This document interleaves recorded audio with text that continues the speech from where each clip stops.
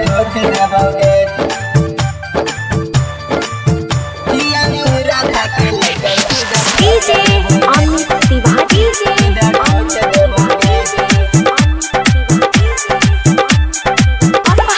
पूरा खाके लइकन सीधा ठोक देबोगे हियो हम बिहारी छौड़ी करबो रंगदारी मन से चुमा दे देना ता करबो बारियारी मन से चुमा दे देना ता करबो बारियारी हियो हम बिहारी छौड़ी करबो रंगदारी मन से चुमा दे देना ता करबो बारियारी आगे जहाँ देखबो तहाँ तोरा रोक देबोगे हियो पूरा खाके लइकन सीधे ठोक देबोगे हियो टेहाटा के लइकन सीधे ठोक देबोगे डीजे अमित तिवारी डीजे अमित सीधे ठोक देबोगे हियो पूरा खाके लइकन सीधे ठोक देबोगे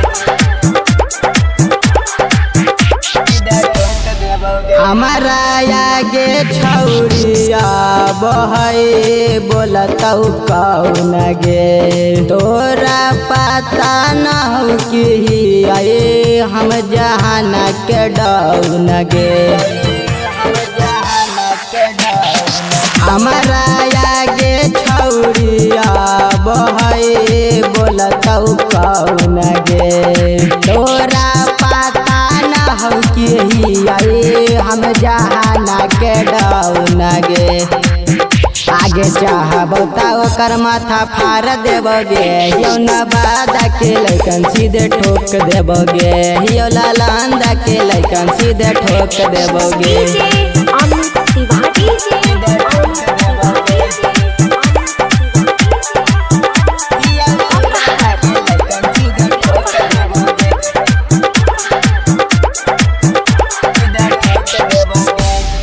हमारा पुलिस पारा शासन न कुछ उखाड़ताऊ गे छौड़ी सब आके हमारा गोड़े अब पकड़ताऊ गे छौड़ी हमारा पुलिस पारा शासन न कुछ उखाड़ताऊ गे छौड़ी सब आके हमारा गोड़े अब पकड़ताऊ गे छौड़ी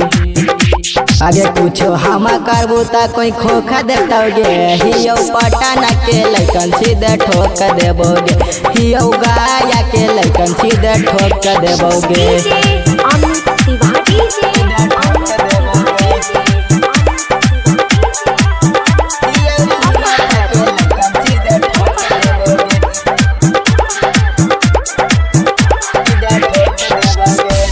हमारा बारे में जान हो पूरा इलाका गे छौड़ी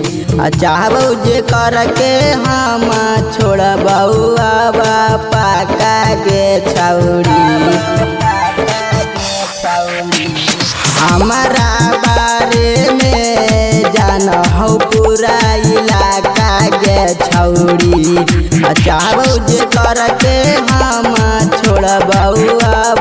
पाका गे छौड़ी आगे जहाँ देखबो तहाँ तोरा रोक देबोगे हियो पूरा खाके लइकन सीधे ठोक देबोगे हियो टेहाटा के लइकन सीधे ठोक देबोगे डीजे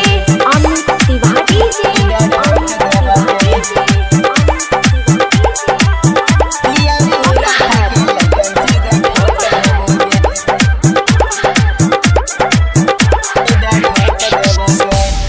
छौड़िया कस दीवाना हा कौआ सुरवे से राढ़ागे आगे गोपालवा के रहते वो कर कौचेले में उखारागे